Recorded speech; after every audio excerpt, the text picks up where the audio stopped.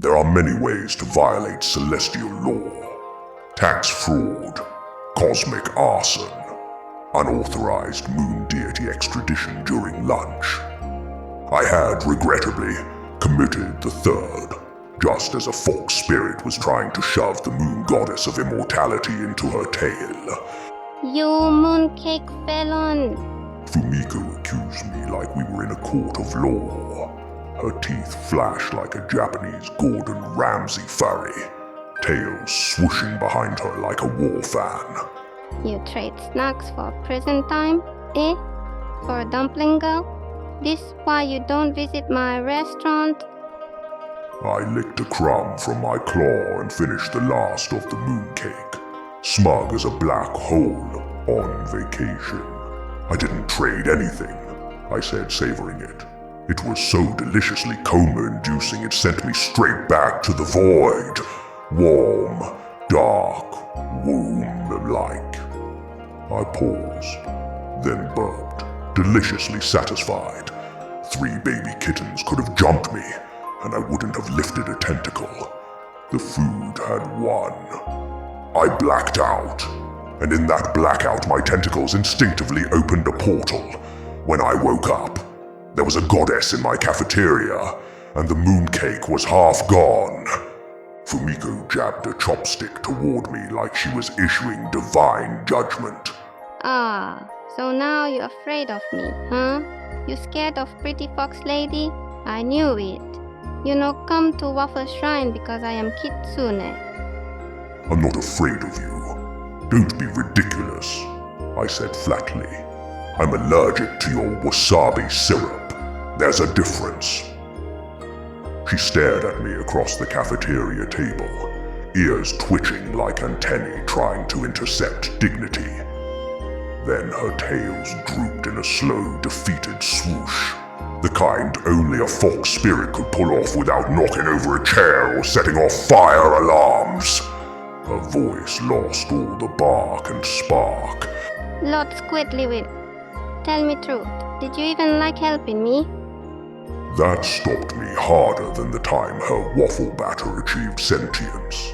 There are questions gods dread, not because we lack answers, but because the answers are hideously clear.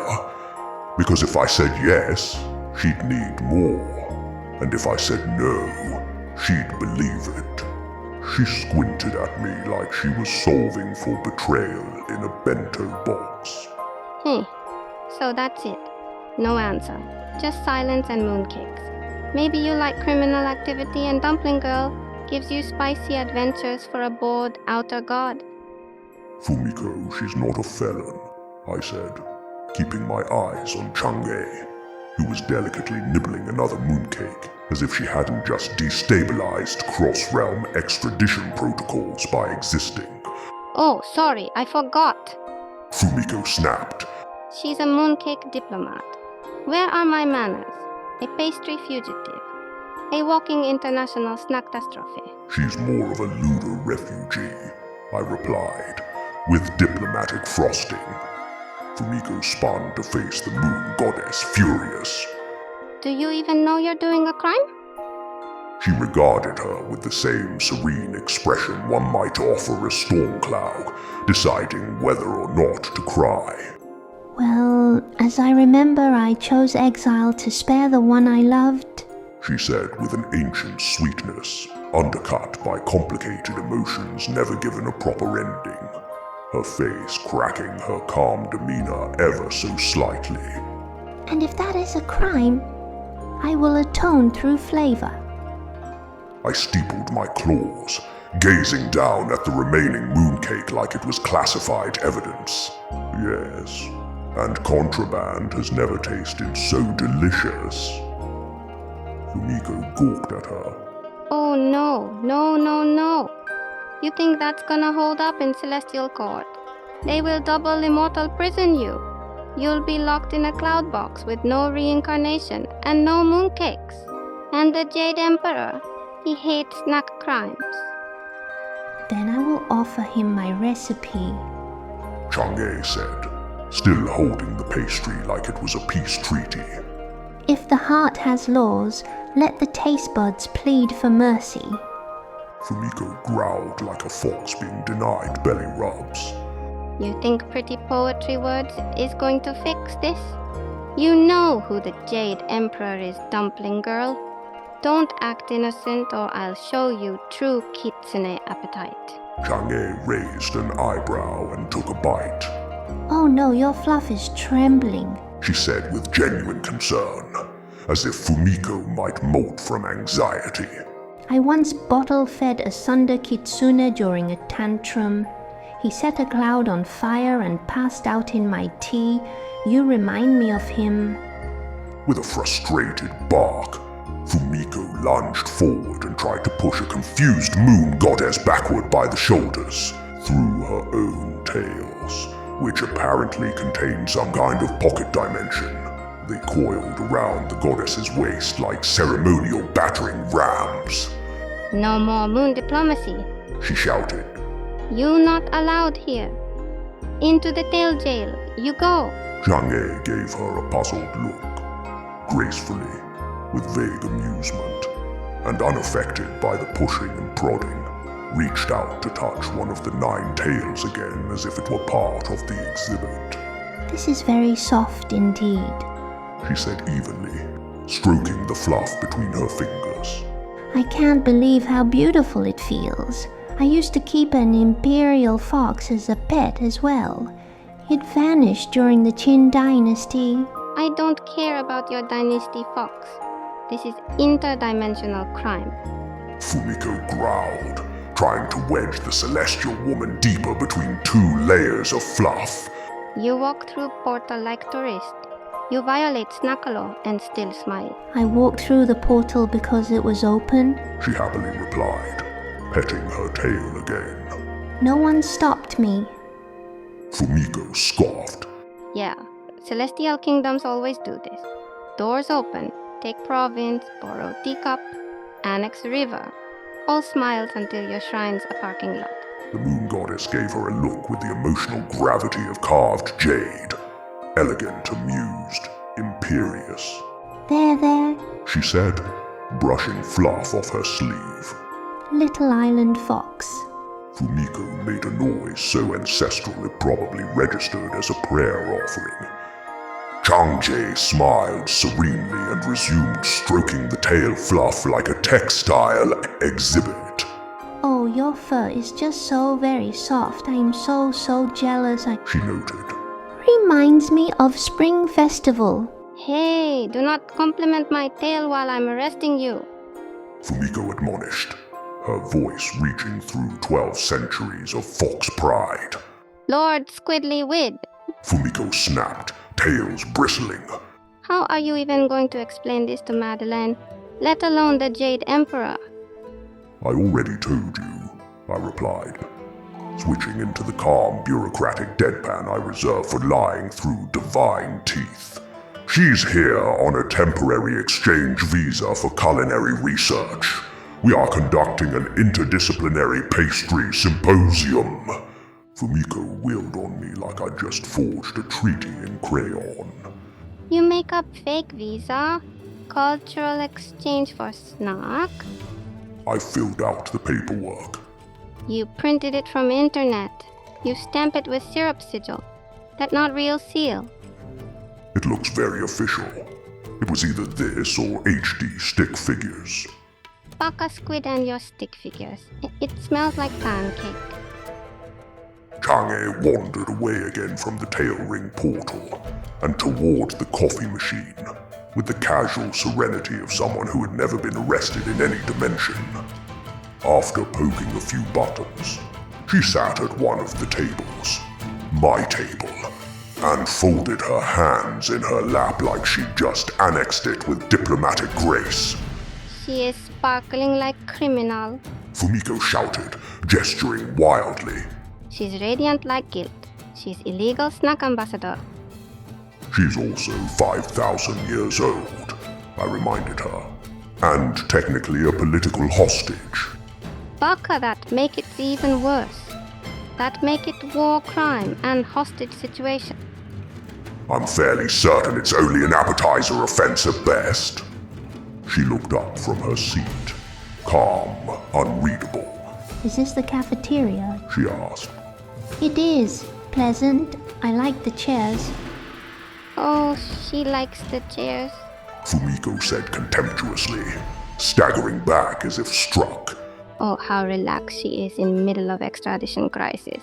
She knows we are doomed. She's touching things like the last scene in Titanic where Captain knows ship going down. She's been exiled on the moon for millennia, I said. Let her enjoy a bench. Fumiko pointed a chopstick at me like it was a sacred indictment. Jade Emperor will come. I'm trying to solve your problem, and she won't even go in tail jail. We're all gonna die. The Moon Goddess reached for another mooncake and gave us a little wave. Serene, composed, as if we were guests in her divine drawing room. As if the cafeteria had always belonged to her. Then delicately, like a guillotine posing as a teacup, she asked, Excuse me, but are you two married? Fumiko made a sound like a rice cooker imploding through ancestral shame. Her tail spasmed in all directions. One knocked over a tray of shrimp shumai. Another slammed into the vending machine, which beeped no refunds in 8 languages. Married? She shrieked. To Lord Squidlywid. I am a fox priestess. I have standards. The Moon Goddess looked thoughtful, like she was calculating the correct dowry for a cryptid. I didn't answer, mostly because I was trying to blend into the soup counter and die. The fox girl sure does yell a lot. She observed, chewing delicately. She yells because she cares, I said, trying to sound diplomatic, though I wasn't entirely sure who I was defending anymore. In my time, The Moon Goddess continued thoughtfully. men and women didn't speak this much unless they were married. Surely the kitsune, who hails from the old world like myself, remembers that. Fumiko let out an ancestral gasp and pointed a dumpling at me like it was Exhibit A in a divine tribunal. He has fake visa and felony snacks. I yell because he ruined universe with snack diplomacy.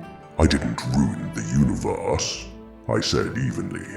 I just mildly disrespected extradimensional food customs. To harbor dumpling girl. She's not a dumpling, I corrected. She's a person. And dumpling girl is wrapped in flour. Chang'e took another graceful bite, her gaze drifting curiously to the coffee pot. I am flattered, though I personally prefer lotus seed. She then pointed at the pot, calm but visibly perplexed. Also, why is the water brown? Is it spoiled tea? Suddenly, Madeline entered the cafeteria with the quiet inevitability of tax season. And because fate would definitely schedule both our lunch breaks at the same time. I caught her out of the corner of my eye and felt my entire digestive system lock up. Even the mooncakes tensed. Fumiko clocked her a beat later. Oh, great. She said, defeated. Now the human resource apocalypse lady is here. You're both in for it now. Don't ask Fumiko for help. Madeline said nothing. No scolding or sigh in French, which was oddly out of character. And it was also uncharacteristic of her to sit at the end of the table, our table, now repurposed into a pan-mythic crime scene. We watched with quiet anticipation as she unlatched her lunchbox, and inside, 3 mooncakes, neatly packed, faintly glowing, radiating the innocent menace of smuggled diplomacy. Madeline stared at her lunchbox, nodded once, and looked up with a sheepish smile. Consider this my formal resignation from moral high ground. I'm compromised as well. The silence that followed had mass. It settled. It archived itself. Fumiko made a high-pitched sound halfway between a gasp and a protective shrine chant. Oh, no, nope. This not real. This group snack hallucination. I am inside tea dream. I bite tongue and wake up soon. I straightened with slow ceremonial satisfaction. Ah, at last. The contagion spreads. I turned to Madeline with the reverence of a matron unveiling a brunch built on war crimes. I leaned back, savoring the moment. Ah, you've resisted my ways for so long, and now here you are. One of us. One of us. I waited for the others to join in. They didn't. Fumiko excavated her ear with priestess-level focus. Chang'e herded tea into her mouth, more concerned with freedom than my speech. Madeline raised an eyebrow like I'd just invited her to a cult orientation. Tough crowd, I muttered. Madeline shrugged and dug in, taking another deliciously treasonous bite. I admired what a seasoned interdimensional criminal she has become.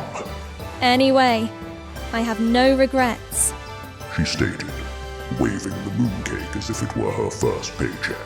Fumiko slapped both palms on the table like she was trying to knock the memory out of it. I knew it. Mooncake is cursed. It brainwashed HR. I told you, I said, savoring every syllable like a forbidden glaze. It's not smuggling if the snacks redefine international loyalty. And so there we sat, existing in the library's cafeteria like diplomats at a war crime brunch. Fumiko had wrapped herself in her own tales, cursing in old Kyoto dialects. The Moon Goddess was now experimenting with coffee and tea like a grade schooler, and their first ever science experiment. Madeline stared down at her mooncakes with the expression of someone reevaluating every decision that led to this moment. So, I said, tenting my claws together in what I hoped resembled composed leadership. Technically speaking, this is not an extradition violation. Madeline didn't respond at first. She rested her cheek on one hand. Eyes gazing absently out the window, she chewed through celestial contraband like it was stress management. With her other hand, she casually retrieved a miniature bottle of wine from the slouching backpack beside her, uncorked it with a thumb press, and poured it into her thermos like this was just Tuesday. Technically speaking, She said at last. This is an international pastry smuggling operation conducted during our lunch break. Allegedly, I offered. Fumiko growled. We have a fugitive moon girl and you want semantics. Chang'e took a bite of mooncake and chewed like a divine witness to mortal absurdity. You all make such interesting rules, She said. but you don't enforce them very well. Madeline snorted, then took a sip of wine with the poise of someone who had filed 7 divine fire hazard reports that morning and wasn't about to file an 8th. Did you really falsify a student visa? She asked, tilting her glass toward me like she was interviewing a bakery crime boss. I drafted a temporary cultural exchange agreement, I said, lying with the fluency of someone who rewrote at least 3 interdimensional bylaws per week for educational dessert diplomacy. You printed it from a pancake blog. Fumiko said. You used syrup to sign it. It's called creative governance. Madeline exhaled slowly, calculating. The wine was hitting just right now, enough to relax the moral rigidity, not enough to impair plausible deniability. Fine. She said. If anyone asks, we're doing cross-cultural onboarding. I'll file it under Creative Human Resource Planning. That's not real department. Madeline lightly picked up her lunchbox and gently banged it like a judge's gavel. Well, I decree it is. Madeline said, taking another dismissive sip. She turned calmly to the Moon Goddess, inspecting the different species of patrons walking or floating around the Interdimensional Library with fascination. Do you intend to return to the moon? Eventually, The Moon Goddess shrugged, clearly immersed in the moment. it's very quiet there, but the atmosphere here is quite rare. Fumiko slammed her chopstick on the table like a sacred gavel. She gonna get us all killed. No one is dying, I said. Oh, can you see into the future? Do you know who I am? Future gazing is basic fourth dimensional stuff. It's learning the alphabet for godlings. Whatever. I'll have you know, the Jade Emperor has a sword that decapitates through reincarnation. We'll die in future lives. Madeline had her sleeves rolled up, her hair half loose, and a half glass of something very uncaffeinated beside her tray. I'd just like to point out She said, chewing slowly. that this mooncake is not worth interdimensional sanctions. Agreed, I said, agreeing with myself as usual. It tastes like a dream I once had before matter existed. She held up a finger. Yes, but it also tastes like you forged a cultural exchange visa using a Canva template and a syrup stamp. And we got to fix that. We'll say it's a cultural exchange, I said, tapping a claw on the table. Culinary arts initiative or something like that. Too vague. How about, Madeline replied, already opening her laptop. well, we can make it a sanctioned taste transfer initiative. TTI. I'll be sure to put the acronym there too. Middle managers love those. Add a training component. Cross-realm onboarding. Nice. Also, she's technically faculty now. Adjunct. Unpaid, Wait. Madeline said, thinking. If she's unpaid, she's a guest. Guests aren't covered by staff protection protocols. Ah, I said. Then we pay her. Convert the currency to yen. In Mooncake credits, I suggested. Perfect. That qualifies her for severance, And catastrophic orbital insurance. which she'll need, since she technically commutes through wormholes. Don't forget Celestial PTO. And hazard pay for working around you. Fumiko grabbed her head like her shrine had exploded. You're building an entire HR department around Pastry Girl. Madeline opened a new folder on her tablet. Welcome to the Interdimensional Culinary Fellowship Initiative. It has an acronym, doesn't it? I asked. ICFI. She said. ICFI, I tested aloud. Sounds like something you find in a freezer. I love it. You cannot be serious. Fumiko rubbed her face in defeat. The Moon Goddess smiled sweetly. They sound very serious. Stop making her legal. Fumiko wailed. Chang'e held up her mooncake and smiled. I think I have dental now. Fumiko dropped her chopsticks, waving her hands in the air like stop signs. What is happening? Why does HR help him commit snack crime? Because I don't want to fill out death report forms. Madeline said as a matter of fact. And this keeps everyone alive. It's called preventive policy laundering, I offered. Madeline sipped her wine in silent approval. Fumiko pointed at both of us, horrified. You are making office politics into diplomatic strategy. She a felon. You bring celestial goddess to break room like tourist. And technically it wasn't my fault. She walked through the portal, I reminded, and I was unconscious from flavor. Chang'e nodded sagely. Yes, he was very still. I thought it was a sleeping ritual. Fumiko took another reluctant bite of the mooncake, chewing like it was penance. Then her eyes narrowed in kitsune-style calculation. Oh, She said, tail twitching like a poker tail. you like travel, huh? First the moon, now cafeteria. I like your idea. Maybe next stop for me. How about Ho Yi? Chang'e's hand paused mid-reach for the teapot. I mean, Fumiko continued, voice dipped in faux innocence. I just say hi. Just casual. Hi, Ho Yi. Your moonwife eating snacks with dumb squid librarian and tipsy HR lady.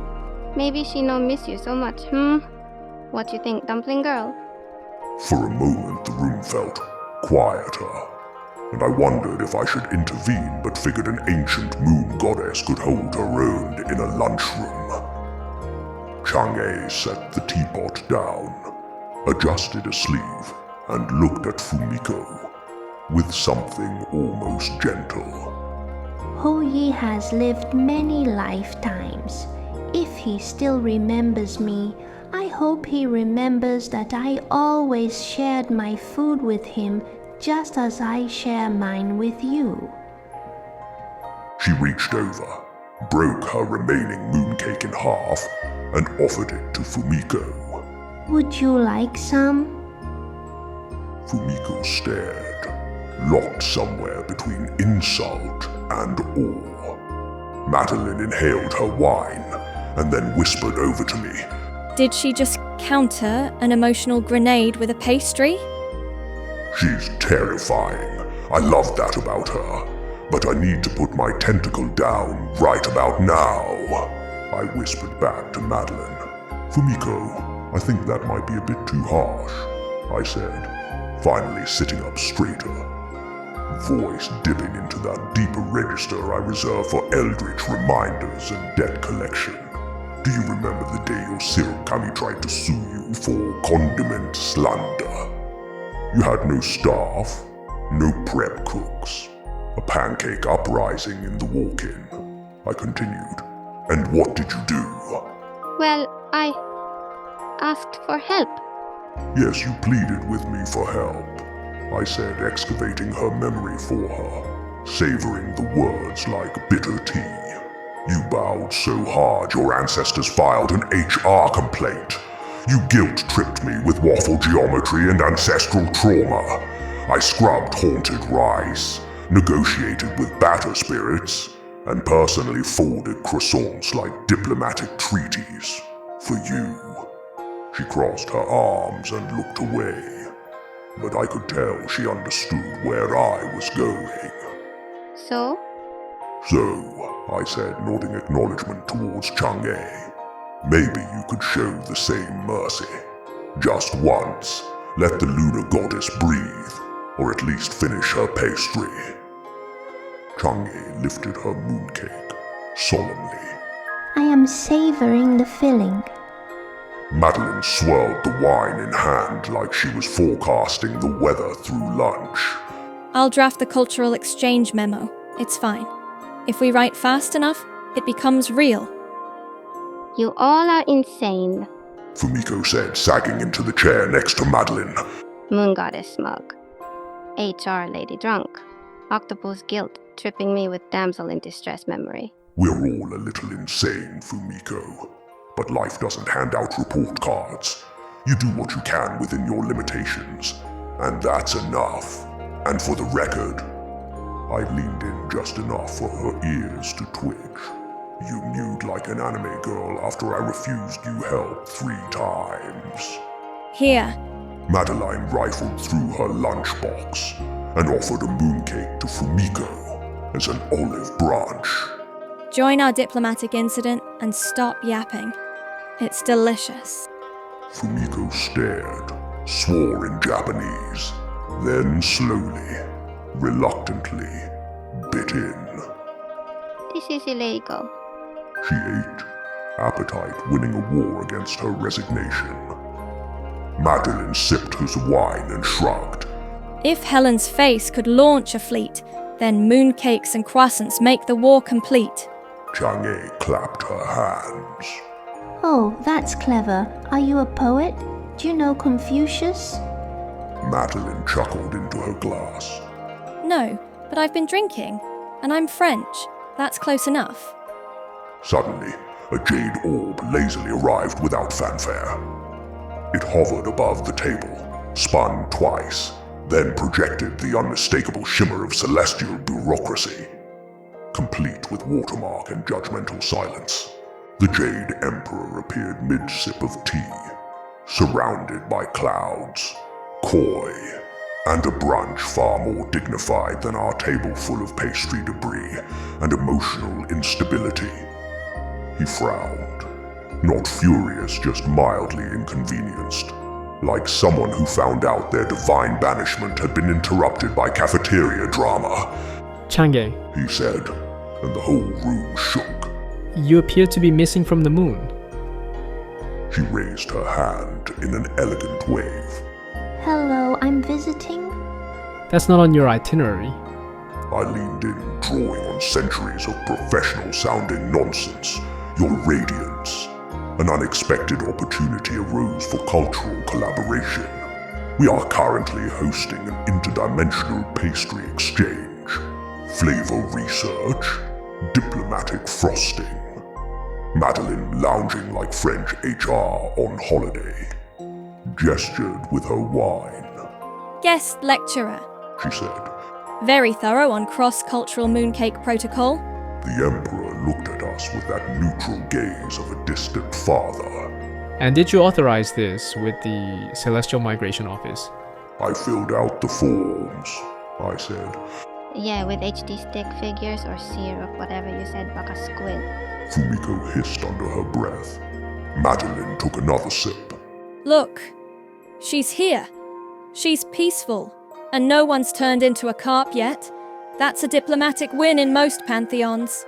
The Jade Emperor glanced at Chang'e, who was now examining a packet of sugar with genuine curiosity, as if wondering whether it might be worshipped. The moon is her place because balance requires it. A deviation must serve harmony, not affection. The Tao requires it. It is not up to me. Fumiko hesitated. The anger had drained from her voice, where she was now only speaking from a place of conviction. Well, what if we bake balance?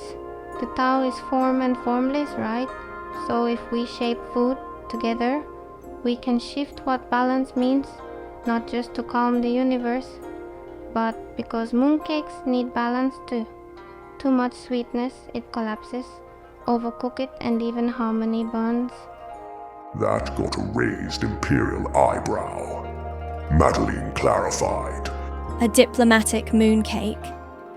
A collaborative effort. Flavor-based defense, I added.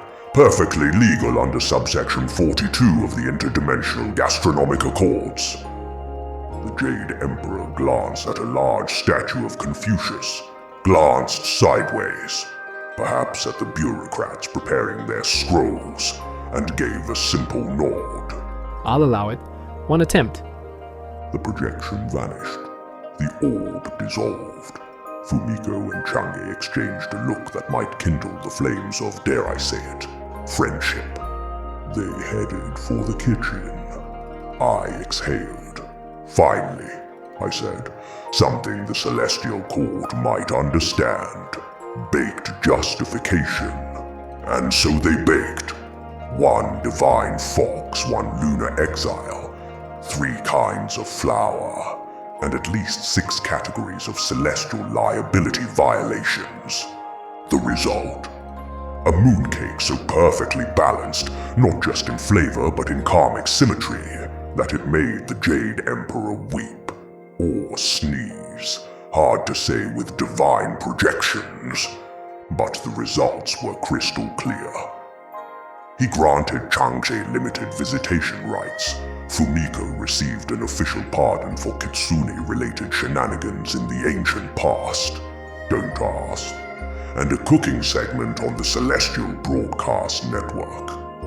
Madeline cleaned off her schedule that day to file everything under cross-departmental snack mediation, and poured herself another glass of bureaucratic wine. She then fell asleep in her office, and as for me, I retained plausible deniability, snack privileges, and somehow access to the Jade Emperor's brunch playlist. It was By all measures, a win. And perhaps most impressive of all, this entire catastrophe unfolded right in front of me, and I never once had to leave my seat. Truly, a first. Also, here is some bonus material. Somewhere between the cleanup and snoring about divine pantry budgets. I overheard Fumiko and Chang'e before she portaled back to her moon palace. You know, your mooncake? Maybe I let you put it on my menu. Chang'e paused, folding her hands with deliberate grace. Truly? Only during mid-autumn. Limited run. Special tier. Fumiko added, then announced. Must pray first. Chang'e smiled, warm, amused, and quietly imperial. I would be honored to return, perhaps even assist. Fumiko waved a damp towel at her. Just don't sparkle like a twilight vampire. My customers scare easy. Then I shall be dimly radiant. Chang'e replied, and walked calmly through the still flickering portal, mooncake box in hand. She did not say goodbye. She didn't need to. Because in the end, law is interpretation, diplomacy is dessert, and nothing conquers bureaucracy like a well-executed glaze, especially if you sign it in syrup.